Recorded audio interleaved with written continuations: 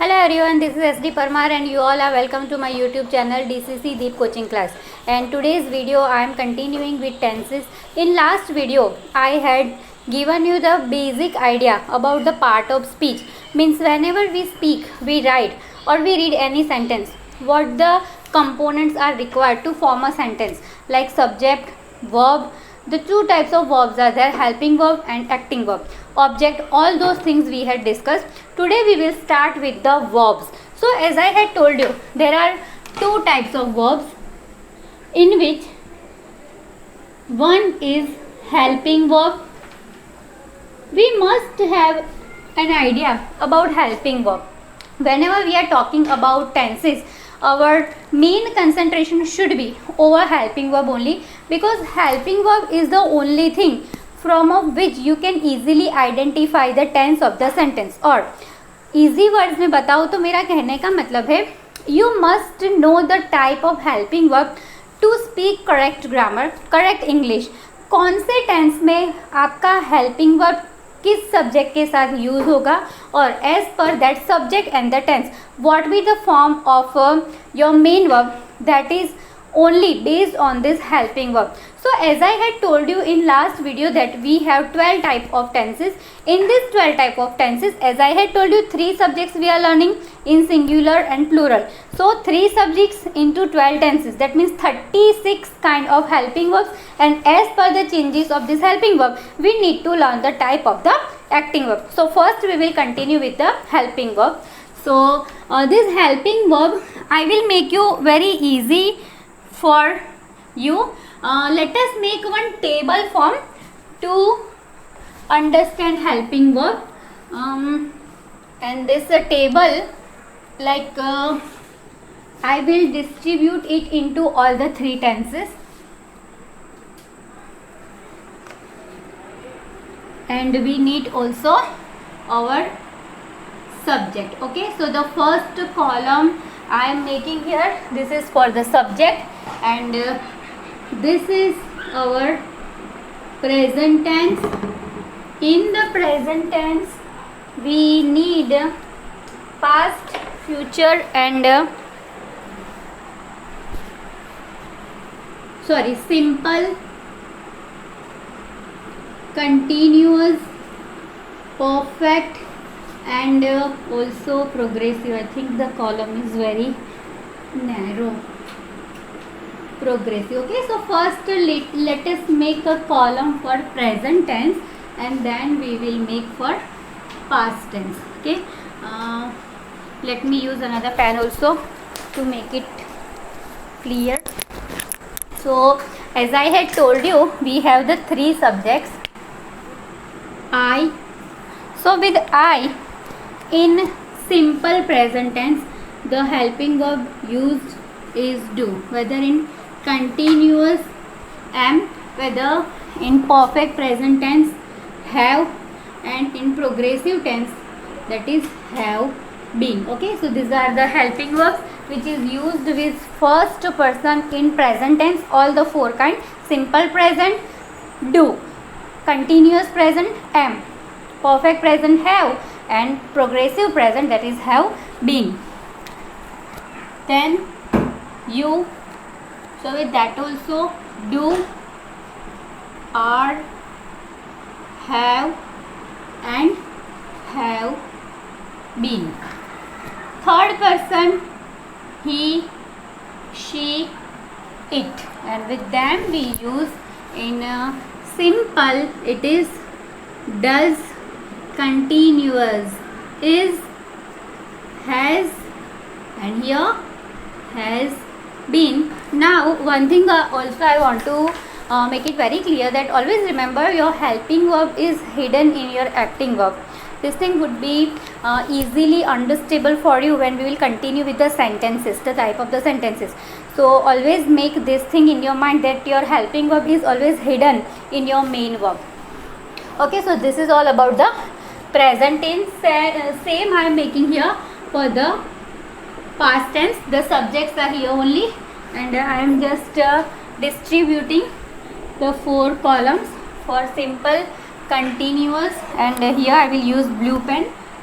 Okay, so easily you can differentiate continuous, perfect and progressive. Sorry for the background noise, it's my fan noise. Sometimes I am not able to ignore it. You prefer, please ignore it. Simple past I.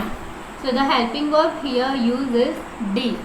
Did, continuous, was, here had, so here will be had been. You, again did, were, had been. Okay, and here did, continuous, was, had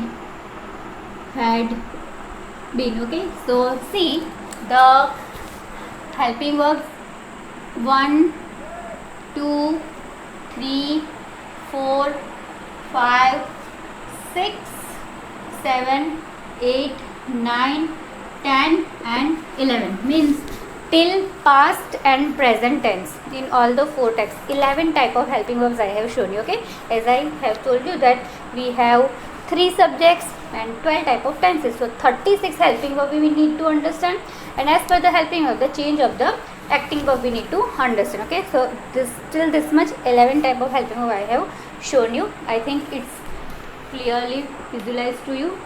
Okay, and now we will move on with the future tense. So downside I am making for a future tense. Okay. So future tense and subjects.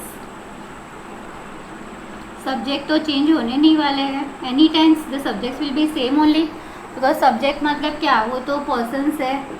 So definitely they won't be changed. Any tense, any language, subjects would be that the same only, those only. Okay, so these are our tenses. In future simple with I we use will or shall, but must remember shall is specially for a strong impression. It's a kind of commitment. Because see, in future tense nothing we can predict 100%. Whatever we will speak, that would be it at least we can give surety till 99%. 100% assurance we cannot give, because we cannot 100% imagine anything about future.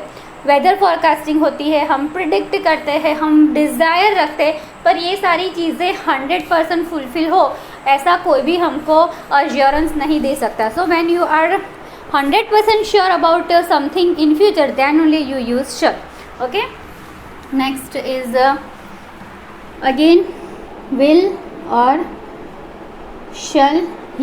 Okay, so helping verbs we have understood.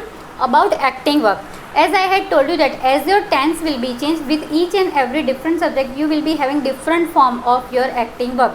और मैंने ये भी कहा कि your helping verb is hidden inside of your acting verb. तो ये चीज़ कैसे होती है that we will see. So what I have done here to make it more easy, पहले हम लोग क्या करते हैं, all the 3 tense present, past और future का सिर्फ simple कैसे बनता है वो देख लेते हैं, फिर तीनों का कंटिन्यूअस कैसे बनता है वो देखेंगे, and then after all the 3 in the perfect. Okay, so first let us start with simple tenses. Okay, simple in simple present tense, simple past tense and simple future tense. मैं ऐसे क्यों पढ़ा रही हूँ, और अगर पूरा पहले हम लोग प्रेजेंट ख़त्म कर देंगे, फिर पास्ट और फिर फ्यूचर, ऐसे भी हम लोग कर सकते हैं, but why am I doing so that you people can make it difference among all the 3 tenses. That is why I am doing this, कि पहले हम लोग सबका ही सिंपल देख लेते हैं और फिर हम सबका ही continuous and then perfect and then progressive we will see. Okay, here I will make a column for subject. Okay, so पहले क्या करते हैं हम, एक काम करते हैं, one more thing I can show you from which easily you can identify the tense. See, ये चीज़ जो है वो कोई फॉर्मूला नहीं है and not even it is any kind of rule for tenses, but this is the logical understanding I have formed it to make it easy to understand. जैसे students when they would be confused, when in your examination you people will be having exercise of tenses, so आपको as per the tense you will have to put the form of verb. ये exercise होती है fill in the blanks with the form of verb. So there you people would be confused. आपकी ये 12 tenses में से जो sentence आपके examination paper में आपको पूछा है उसमें आपको कौन सा फिल करना है, ये कैसे पता करें हम। तो जैसे मैंने बताया कि हेल्पिंग वर्ब से बहुत ही इजीली आप पहचान सकते हो, पर अगर आपको हेल्पिंग वर्ब याद नहीं आया तो, या सेंटेंस काफ़ी कॉम्प्लिकेटेड है, नहीं समझ में आया तो एक दूसरा तरीका मैंने ढूंढ निकाला है, alternative option to identify the sentence. और इसके लिए इसको मैंने नाम दिया है आइडेंटिटी, कि उस टेंस की आइडेंटिटी क्या है। ओके, तो देखते हैं present simple tense. Okay, present simple tense means the tense और action which is going on in our regular life. जो हमारा सब्जेक्ट है, हम खुद जो चीज़ें हम अपनी रेगुलर लाइफ में करते हैं, that is called the simple present tense. मतलब डेली रूटीन थिंग्स, सुबह उठना, ब्रश करना, नहाना, पूजा वगैरह करना, स्कूल जाना, होमवर्क करना, लंच, डिनर, ये कैसी चीज़ें हैं, हमारी रेगुलर लाइफ है जिसको हम स्किप नहीं करते। So the things which is happening in our regular life, in our routine, that is called the simple present tense. रोज़ नहीं तो ऑफनली भी होती हो ऐसी चीज़ें। तो identity I will write here, it is for understanding only this identities.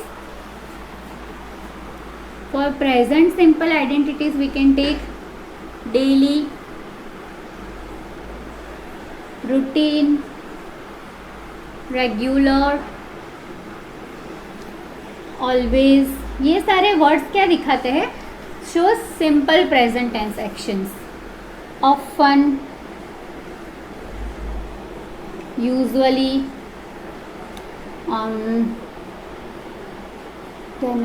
constantly, constant, consistent, every करके कुछ भी हो सकता है, every day, every night, every month, every year. So these all are the times or things, actions for the daily life. So the things which happens in the daily life, उसे हम consider करते हैं simple present tense. वैसे ही simple past, तो इसके ऊपर से ही समझेंगे। जैसे आज की लाइफ में, प्रेजेंट में आप जो चीज़ें रूटीन में करते हो, तो पास्ट में भी वो चीज़ें आप रूटीन में करते होंगे। मतलब आप अभी suppose 8th standard, 9th standard, 10th में हो, तो आप regularly 7 o'clock you people are going to school. Same past में भी वही किया होगा आपने, तो वो भी आपका एक रूटीन ही हुआ। तो दिस इज़ द थिंग। इसको दो तरह से कंसिडर कर सकते हैं कि एक तो जो चीज़ फिनिश हो चुकी है, एंड द सेकेंड थिंग वो हमारे डेली रूटीन पास्ट में रह चुके हैं। तो इधर अगर एवरीडे है तो इधर वो बन जाएगा that day, that night, that time, that month, yesterday, the day before yesterday,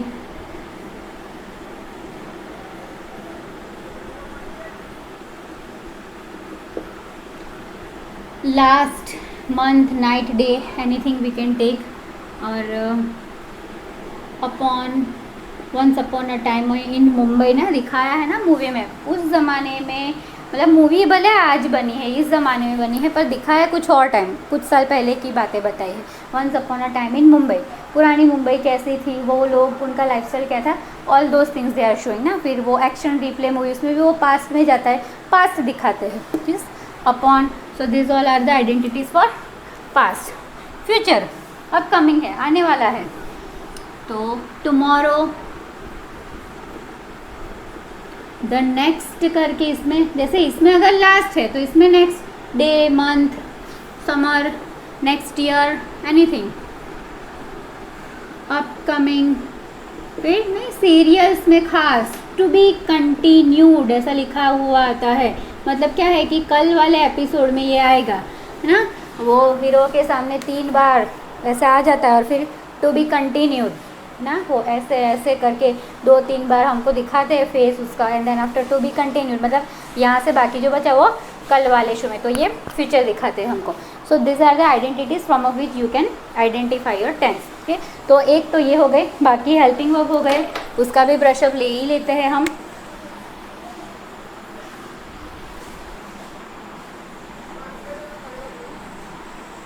okay, तो सिंपल प्रेजेंट में helping verb with I definitely do, और ऑलवेज याद रखना है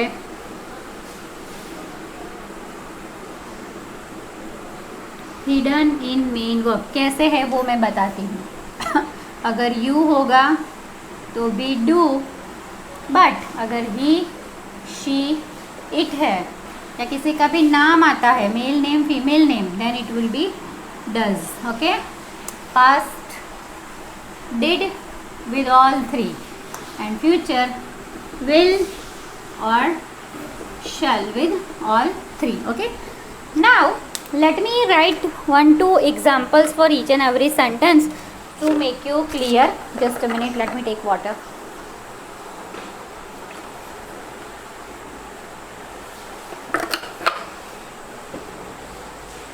जैसे कि यहाँ पर मैं एक एग्जाम्पल लिख रही हूँ, ब्लैक ले लेते हैं, अच्छा रहेगा, ब्लैक ब्लू ब्लैक है। एग्जाम्पल्स,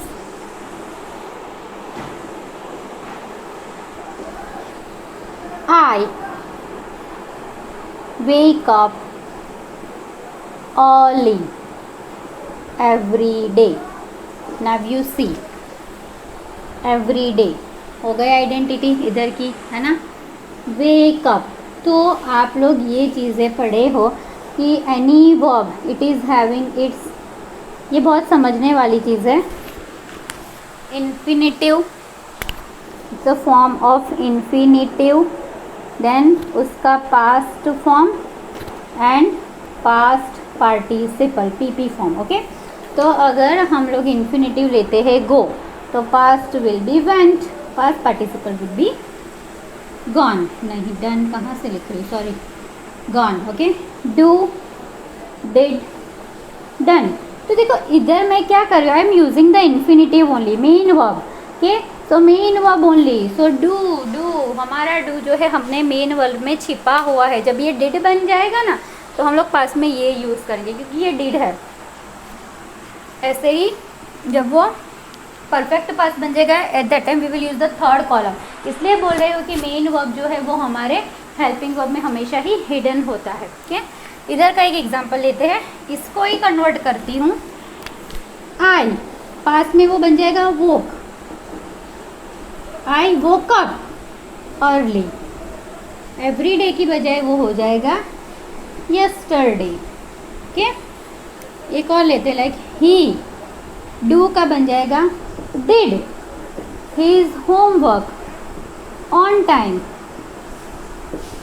दैट डे, भाई उस दिन उसने अपना काम ख़त्म किया ही था ऑन टाइम, है ना। विल, तो ये बन जाएगा I will wake up tomorrow early in the morning. Surety वाली चीज़ लिखनी हो तो भाई sun will rise, the sun shall rise in the east, है ना, वो तो पता ही है सन ईस्ट में ही राइज होने वाला है, तो ये वही श्योरिटी हो गई, तो हम यूज़ कर सकते हैं shall. Clear? So this are the identities, the some common words. अगर सेंटेंस में छुपे हो तो उसके ऊपर से आपको एक हिंट मिल जाएगा कि my tense from among all tenses, मेरा वाला ये टेंस है, इसके ऊपर से इजीली हमको पता चलता है। देन आफ्टर हेल्पिंग वर्ब, और ये कुछ एग्जाम्पल दिए। अब ये सेंटेंस फॉर्म कैसे करने हैं ईच टेंस में, और आपका जो एक्सरसाइज है फॉर्म्स ऑफ वर्ब वो कैसे करना है, that I will show you.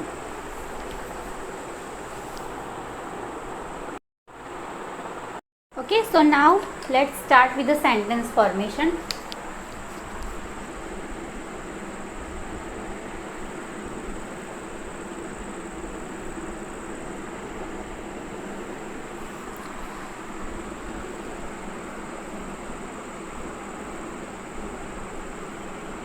suppose in the exam you have a exercise form fill with the forms of verb. Fill with the forms of verb. Suppose this and the sentence you have the milkman blanks the cow every morning, and in the bracket you have verb milk. ठीक, तो पहले component समझ लेते हैं.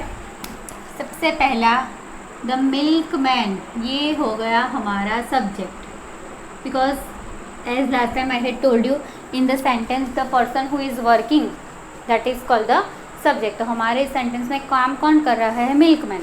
तो milkman हो गया हमारा सब्जेक्ट. ये जो खाली पड़ा है ना, that is your form of verb, means your acting verb you need to put as per the tense and the subject. Bracket में जो दिया है वही आपका मेन वर्ब या तो एक्टिंग वर्ब है, जिसका form we need to put.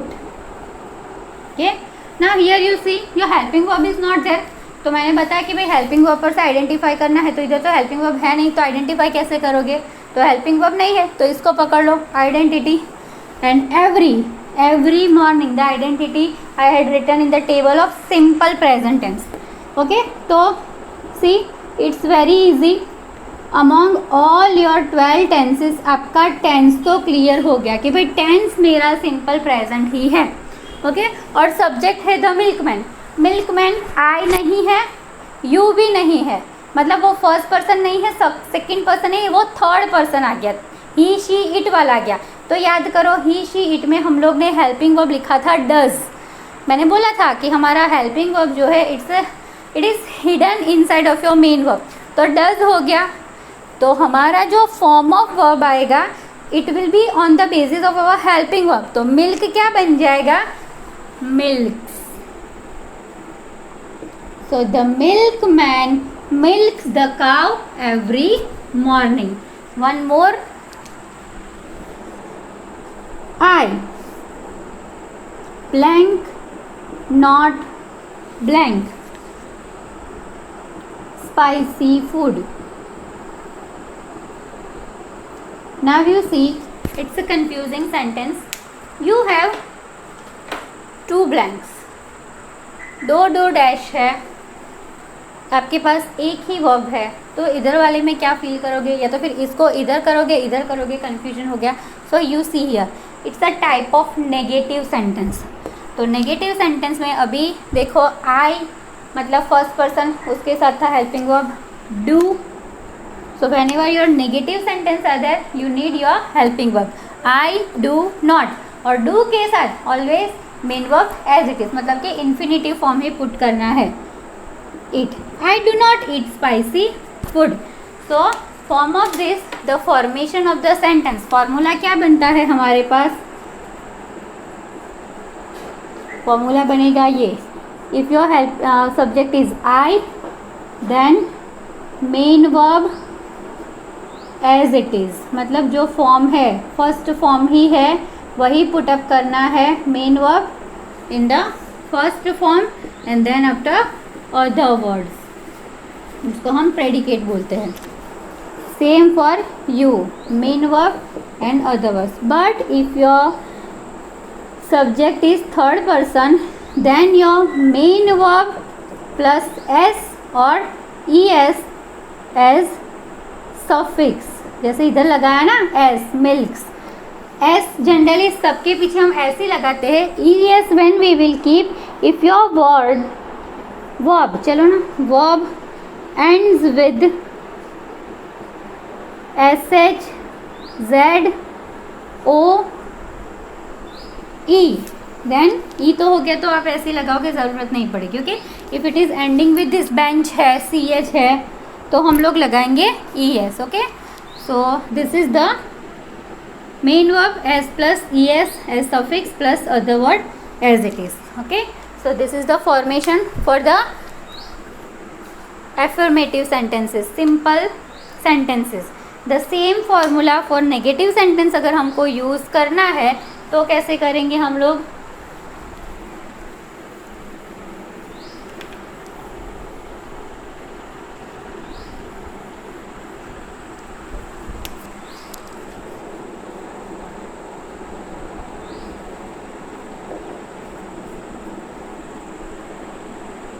negative sentence if we are writing, then I, you, your third person, plus compulsory you need to use your helping verb, then not because negative है, और एक बार अगर helping verb खुद आके उधर present है, वो खुद बैठा हुआ है, तो no need to keep the form of verb, क्योंकि हेल्पिंग वर्ब हिडन है मेन वर्ब में, तो वो हिडन नहीं है इधर, तो वो खुद ही प्रेजेंट है, तो फिर उसको वापस से दोबारा लिखना नहीं है, इसलिए इधर हम डस के साथ भी ES नहीं लगाएंगे, we will put it in the main verb form only,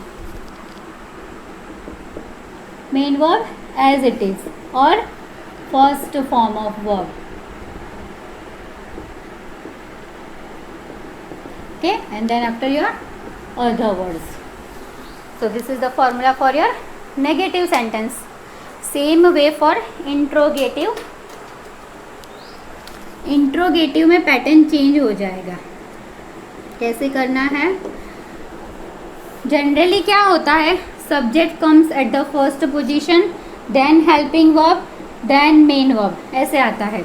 जबकि when we write the interrogative sentences, at that time our helping verb comes at first. और वो भी आपको आइडिया होगा, interrogative sentences are of two type, one which begins with the helping verb and other which are begins with the WH ना, what, when, why से शुरू होने वाले, और interrogative sentences जो helping verb से शुरू होते हैं. इधर अपने बात करें helping verb वालों की, तो फर्स्ट पोजीशन पर आ जाएगा पहले helping verb,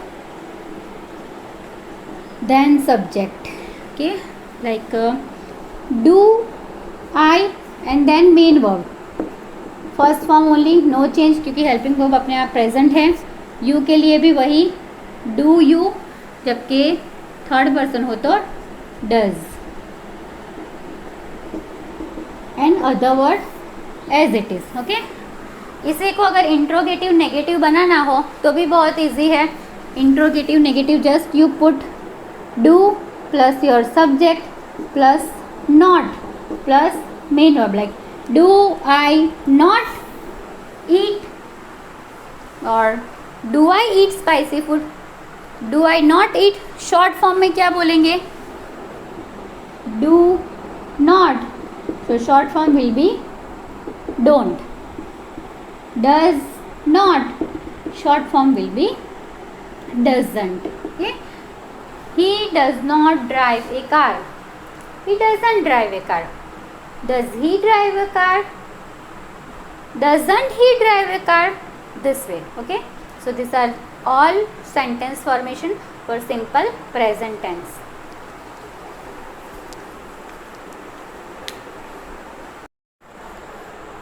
Sentence formation for simple past, now we will see.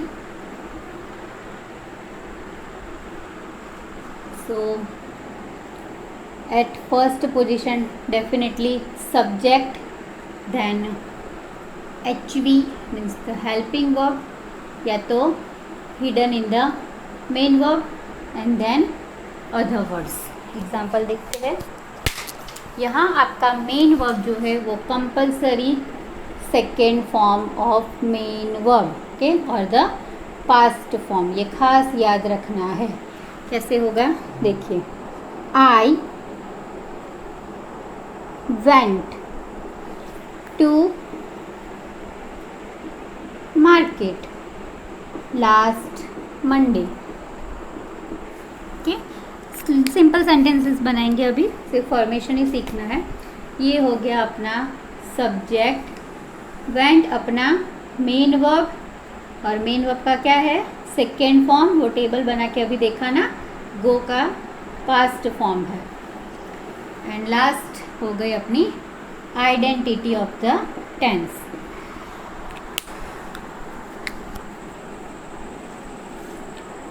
He wrote a letter.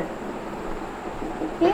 इधर मैं आइडेंटिटी नहीं लगा रही हूँ, but from helping verb easily we can understand कि भाई रॉट, राइट का पास्ट है, write, wrote, written. So definitely wrote would be use in the simple past only, past में ही यूज होगा, प्रेजेंट में तो हम लिखेंगे नहीं रॉट. तो ये हो गया, इसके ऊपर से हमको पता चलता है कि it's a simple past tense. This one is our subject, main verb, okay, and other words. Same sentence now I am converting into negative form. Formula उसके ऊपर से देख लेंगे. I went to market. I did not go.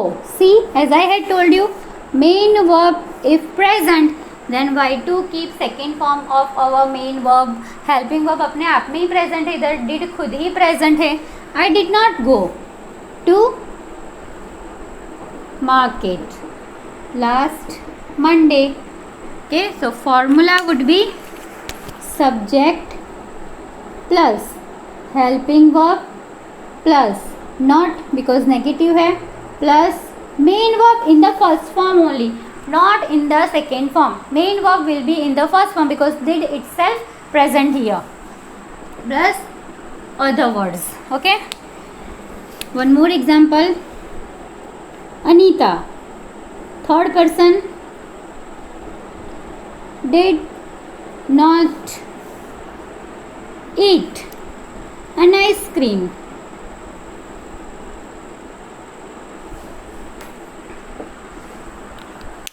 So third person, subject, helping verb, not, main verb and other words. Okay, so this is the formula. If interrogative we are making, so in interrogative helping verb will be at first position. Did, Anita वाला ही ले लेते हैं. Anita eat an ice cream. Okay, and question mark of course. So formula बनेगी helping verb plus subject plus main verb plus other words and at last question mark. Interrogative negative बनाना हो तो कुछ नहीं करना है, जस्ट बीच में helping verb plus subject plus not plus main verb and other word. Did Anita not eat an ice cream? Did I not wake up early? Did you not watch that movie? This way. So this are the formation for the simple past sentences in all the type of sentence: affirmative, negative, interrogative, and interrogative negative. Let us see for simple future now. Suppose example, I will take a cup of tea in the morning. कि भाई कल सुबह मैं सिर्फ चाय लूँगा और कुछ नहीं लूँगा. So try to identify the components. I is our subject. This is our helping verb of simple future tense. Will, main verb in the first form only, and other words. The same sentence suppose we form in a negative. So will, I will not take a cup of tea in the morning. Okay, formation क्या बनेगा? Subject plus helping verb plus main verb, other words as it is. Whether here it will be subject, formula इधर ही हो गया, plus will plus not plus main verb in the first form and other words. Suppose interrogative we are doing, then will I take a cup of tea? So the formation will be HV plus subject plus main verb plus other verb and question mark. And for interrogative negative,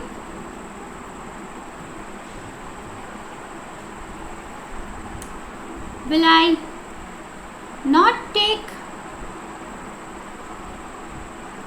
a cup of tea?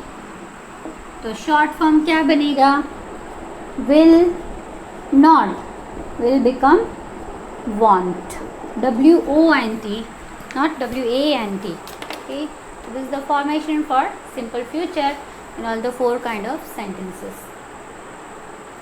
So let us little exercise will do for all the three simple tenses. कुछ example लेते हैं. Forms of verb कैसे fill करेंगे, try to understand. So suppose I am writing here some sentences. Let me write first.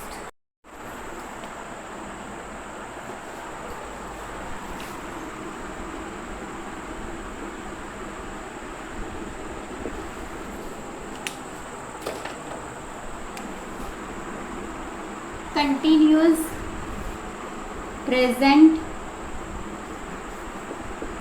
past, future. Okay, same ही manner में जाएंगे. तीनों के simple we have already run. So all three continuous temporal will do now. और वही same pattern follow करेंगे. पहले identity देख लेते हैं, then the helping verbs and then the sentence formation. Subject as I told और यू ऑल्सो नो चेंज नहीं होने वाले हैं, वही के वही रहेंगे.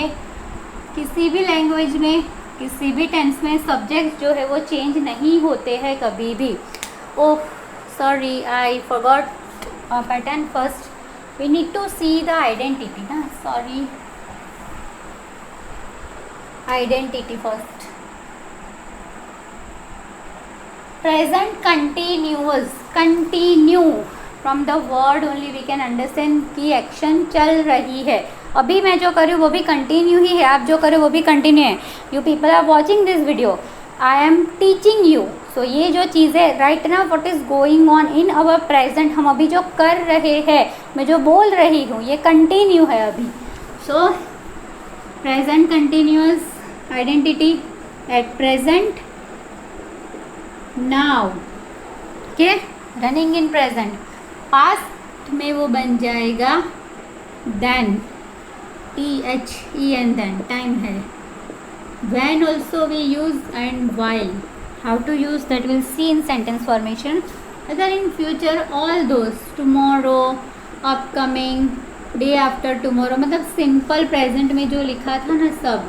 why? because in simple in continuous future tense what thing would be continue at what time we cannot predict it. हम 100% श्योरिटी नहीं दे सकते. हाँ, जैसे कुछ डेली सोप्स है तो हम लोग बोल सकते हैं कि कल रात को 8 बजे ये सीरियल चल रहा होगा. To be continue, it would be continue, ये ऐसे हम बोल सकते हैं. पर हमको फिक्स नहीं पता हमारी लाइफ की इवेंट्स के बारे में. सो फिक्स टाइम नहीं बोलेंगे. We will write all the simple future में हमने जो लिखी थी, tomorrow and day after tomorrow, this all things afterwards, सब कुछ आ जाएगा इधर. हेल्पिंग वर्ब्स ब्रशअप ले लेते हैं एक.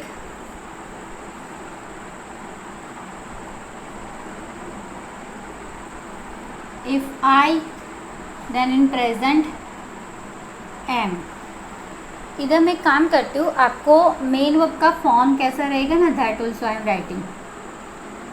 Main verb will be in the ING form.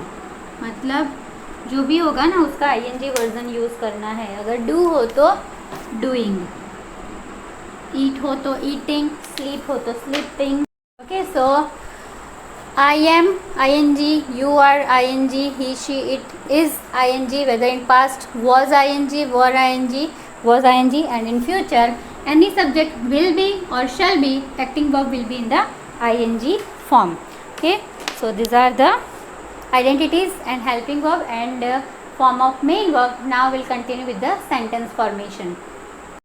Okay, so next is sentence formation for continuous tenses. Already identity, helping verb we have seen. So sentence formation for continuous tenses, in which first I am taking continuous present tense. Okay, तो देखिए पहले मैं क्या करती हूँ, one example I am writing. I am teaching English grammar. Okay, components check करते हैं. This is our subject, this is our helping verb. देखिए मेन वर्ब आया ना ING फॉर्म में. while making table I had told you that when continuous tenses we will learn our all verbs will be in the ING form. Okay, और ये हो गए other words. तो formula क्या बनेगी for affirmative sentence? Subject plus helping verb plus main verb, suffix में होगा ing plus other words. Okay, so this is the formula. अगर हम लोग लेते हैं negative sentence, so as we have discussed already, for negative sentence, interrogative sentence, compulsory we need to use our helping verb. यहाँ तो affirmative में भी compulsory use करना है। I am not teaching maths. Subject helping verb not ing other words. तो formula बनेगा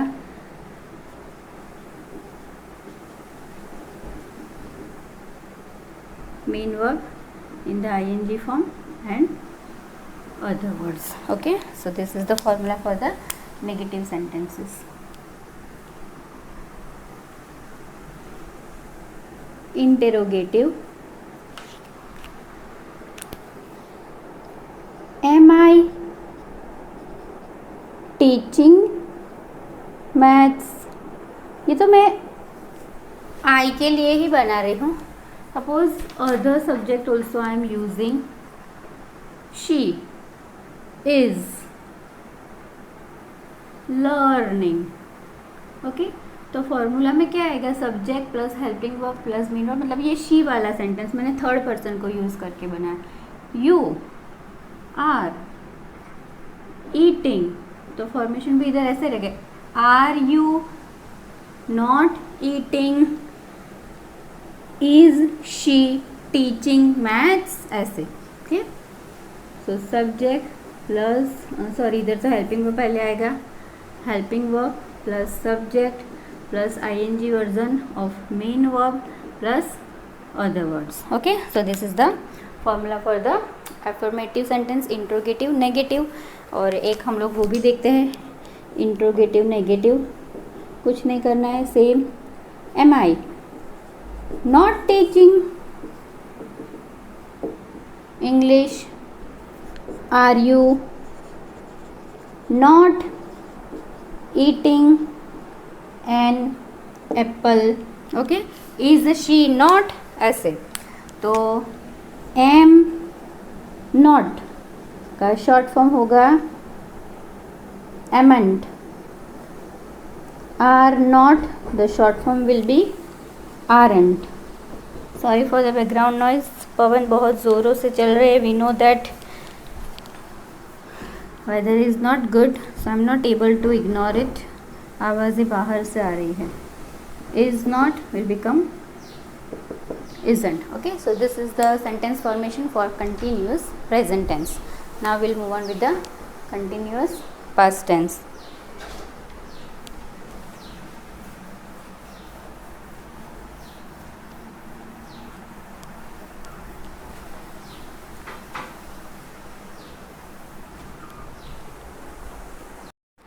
Continuous past tense.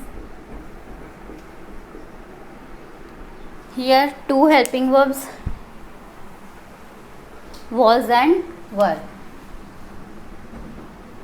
I और he, she, it क्यों साथ में लिख रही हूँ? क्योंकि सबके साथ सेम ही हेल्पिंग वर्ब है। was watching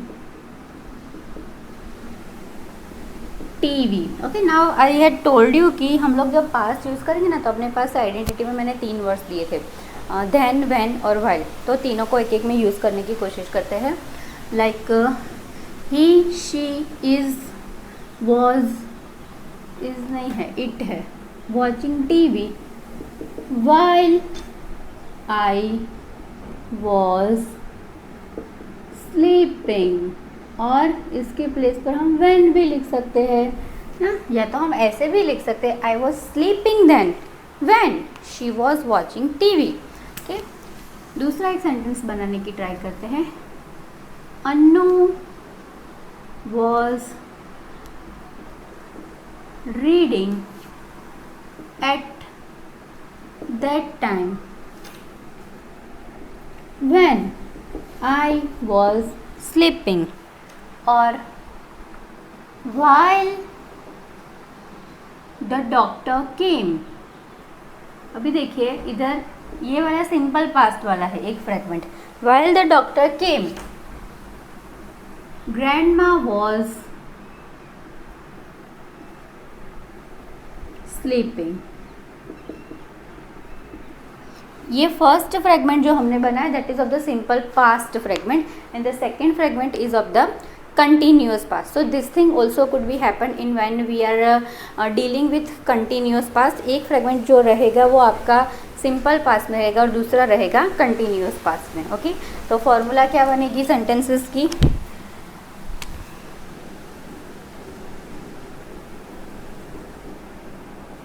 सब्जेक्ट प्लस अगर फर्स्ट पर्सन हो तो वॉज, थर्ड पर्सन हो तो भी वॉज. मैं इधर ही लिख देती हूँ first person third person. Okay, main verb in the ing form and the other words.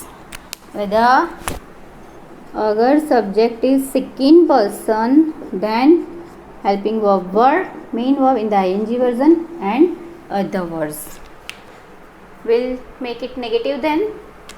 First sentence को ही मैं नेगेटिव बनाती हूँ.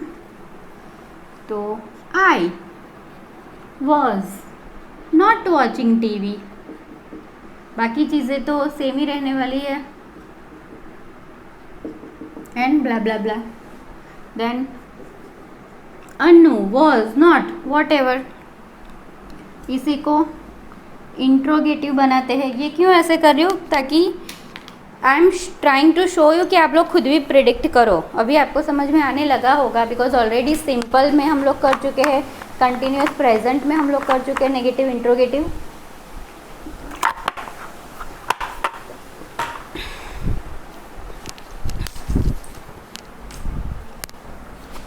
Interrogative, so definitely helping verb at first position. Was I eating, then मतलब कभी भी हो सकता है, या तो was I eating while you came, है ना. देखो ये वाला while you came, this is simple past, this is continuous past. Were you, negative interrogative भी इसी में बना रही हूँ मैं. Not watching an action movie ना. हम किसी से पूछ सकते हैं ना कि भाई उस टाइम पर तुम एक्शन मूवी नहीं देख रहे थे, मैं आया तब तुम वही तो कर रहे थे. So this way. So formula बनेगी helping verb plus subject plus main verb ing form में plus other words.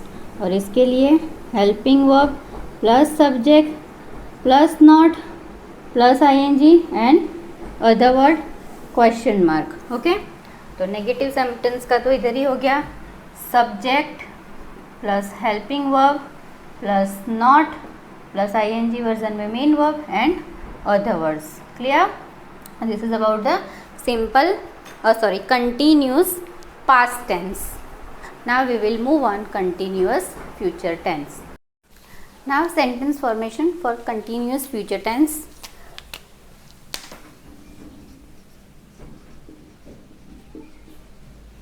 So in continuous future tense, helping verb will be or shall be. Already we have discussed this thing. Let me write 1-2 examples first, then we'll make a sentence formation. So I will be taking my breakfast tomorrow at 8 o'clock. Okay, yeah, anything tomorrow at this time or after 1 hour. So formation of the sentence में subject है, then after our helping verb which is will be shall be with all the subject plus ing version taking लिखा है ना and the other words. Okay, so this is formula for the affirmative sentences. Same if we convert into negative, तो will I be eating or shall he or she be traveling toward Delhi or whatever. So the sentence formation: helping verb plus subject plus be plus ing and question mark. Sorry, मैंने तो ये interrogative sentence के लिए लिख दिया ना, बना ही देते हैं तो फिर इंट्रोगेटिव है, बराबर है. सॉरी, लिखा इधर नेगेटिव है. Sorry, I am also tired, hungry. So negative अभी बनाते हैं. First sentence only I am converting into negative one. देखिए, I will not be sleeping in the afternoon. कुछ लोग होते हैं आफ्टरनून में नहीं सोते हैं, तो भाई वो बोलेगा ना कि I will be not sleeping in the afternoon, you come whatever और we will work something. So subject plus helping verb plus not then be then ing version and other words. This is the formula for the negative. Same way interrogative negative में shall he be not traveling, will I be not eating. मतलब इसमें इधर हम बीच में not लगा देंगे तो वो बन जाएगा interrogative negative. So this is all about the continuous tenses. Continuity का मतलब ही होता है कि एक्शन चल रही है, सब्जेक्ट वो एक्शन अभी कर रहा है. कंटिन्यूस प्रेजेंट हो तो is, am, are, ING version. Past हो तो was, were, ING version. And in the continuous future will be and shall be ING version.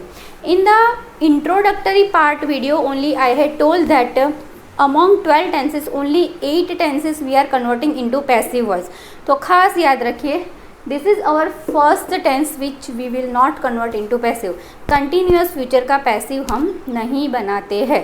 Okay, so till this much 6 tenses we have completed. Simple present, past, future, continuous present, past and continuous future.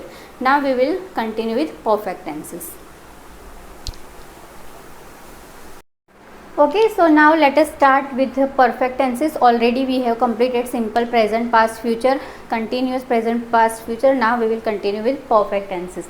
And perfect tenses also 3 we need to see: perfect present, perfect past and perfect future. तो column बना देते हैं, अपना same pattern ही follow करेंगे हम. This will be for present, past, future. Okay, and identity पहले ले लेते हैं. अभी देखिए, परफेक्ट अपने आप में ही हमको समझा रहा है कि एक्शन जो है वो फिनिश हो चुका है. The action has been completed. Subject जो काम कर रहा था वो काम उसने कंप्लीट कर दिया है. या तो प्रेजेंट में कंप्लीट किया है, पास्ट में या फ्यूचर में. तो हमें कैसे जज करना है? So the meaning of the perfect present tense means the action has completed just now. ख़त्म हुई, जस्ट अभी फिनिश हुई है. जैसे कि देखिए, ये मैंने लिखा ना, अभी लिखा मैंने, जस्ट अभी थोड़े टाइम पहले ही, मतलब नियर प्रेजेंट में ही, नियर पास्ट प्रेजेंट परफेक्ट के बीच में एक थिन लाइन है. सिंपल पास्ट और प्रेजेंट परफेक्ट के बीच में एक थिन लाइन है. तो ये जो मैंने फिनिश किया वो मैंने प्रेजेंट में जस्ट अभी फिनिश किया है, तो वो मेरा परफेक्ट प्रेजेंट हुआ. मैं जस्ट अभी आई हूँ, आई हैव जस्ट कम. तो प्रेजेंट परफेक्ट की फर्स्ट आइडेंटिटी है just, already,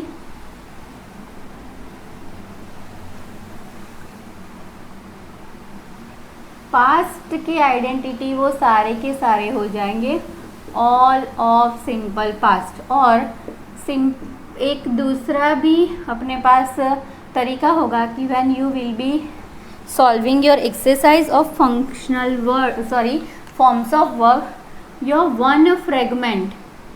this is specially for the identification of your exercise. One fragment in simple past. मैं आपको कुछ एग्जाम्पल्स भी सॉल्व करके दिखाऊंगी जिसके ऊपर से इजीली आपको पता चलेगा कि हमको इसमें क्या वर्ब फॉर्म पुट अप करना है। एंड इसमें तो वही जो मैंने आपको बताया था कि all of simple future. Okay, let us brush up our helping verbs. Here have and has. Have आएगा with I, he, she, it means first person and second person, whether this will be for third person specially। इधर आएगा had और इधर आएगा will have। now how would be your acting verb or a main verb?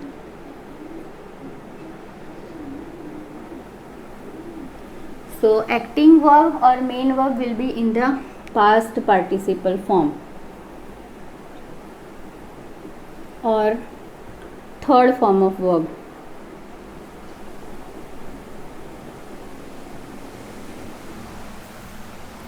Here also past participle or third form of verb, here also past participle or third form of verb। तो इसके लिए आपको definitely so many verbs are there जिसके तीनों form पता होने बहुत ज़रूरी है। मतलब कि प्रेजेंट, पास्ट, फ्यूचर, मतलब infinitive, past and past participle form of verbs must you know.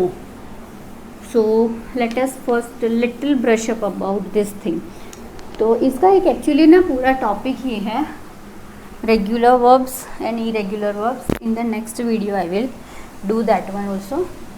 the three forms of verb: infinitive, past and past participle। तो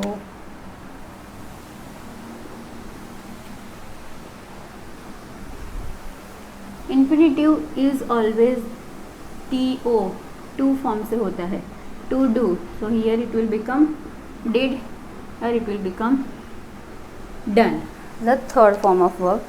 then to give, so here it will be gave, given।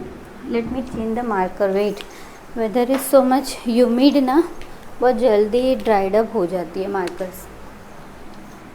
To enjoy, तो इधर वो बन जाएगा enjoyed, okay, और इधर भी वो बनेगा एन्जॉयड। ज़रूरी नहीं कि हर बार तीनों फॉर्म्स अलग ही हो, कभी कभी दो फॉर्म भी अलग हो सकते हैं, सेम भी हो सकते हैं। टू राइट, तो यहाँ बनेगा रॉट एंड इधर written. To take, took, taken। so many verbs are there this way which we need to understand, which we need to remember। अगर आपको आपका ये जो forms of verbs वाला exercise correctly करना है, so you need to remember the helping verbs। as per the helping verb, the form of verb you need to understand how to keep, then only you can speak correct English। देखिए, if you want to speak good English ना, good English मतलब क्या, ये कोई ऐसा तो नहीं कि भाई लोकल इंग्लिश, गुड इंग्लिश और फैशन वाला English, it's not like that. When you speak correct grammar and good vocabulary, you are speaking good English. So at least आप अच्छा ना बोलो पर सही तो बोलना ही है। So for speaking correct English, your grammar should be very much clear। you should be clear at the concepts of grammar। एक चीज़ हमेशा याद रखिए, हमारी जो लैंग्वेज है हिंदी लैंग्वेज, और उससे भी ऊपर संस्कृत जो कि देवनागरी लिपि है, तो बहुत से ऐसे वर्ड हैं इंग्लिश के जो संस्कृत से ही आए हैं। ये चीज़ तो अक्षय कुमार जी ने नमस्ते लंदन मूवी में बहुत अच्छी तरह से एक्सप्लेन करी है। So what I want to say, हमें अपनी लैंग्वेज पर गर्व होना चाहिए बहुत ही ज़्यादा। Hindi, Gujarati, Marathi, Tamil and number of languages are there. India is a country of unity in diversity और बहुत सारी अलग अलग लैंग्वेजेस है। तो हमारी लैंग्वेज बुरी नहीं है। We should be proud to be an Indian. We should be proud for speaking our own languages. जब हम हिंदी बोलते हैं अपने आप में एक रिस्पेक्ट लगता है, खुद पर सुनने में भी इतना रिस्पेक्टिव होता है। पर अगर ग्लोबलाइजेशन की तरफ आगे बढ़ना है then we must know English. तो इसके लिए मैंने एक छोटी सी कोशिश करी है, ग्रामर के कंसेप्ट क्लियर करने की, टेंसेस से स्टार्ट किया है। I hope you people will like it. Thanks for watching and please like, share and subscribe my channel. मेरे चैनल पर 967 सब्सक्राइबर्स कंप्लीट हो चुके हैं। मैं आप लोगों से रिक्वेस्ट करती हूँ, आपको मेरा वीडियो पसंद आया हो तो प्लीज़ सब्सक्राइब कीजिए and please let me rich till 1000 subscribers. Thank you.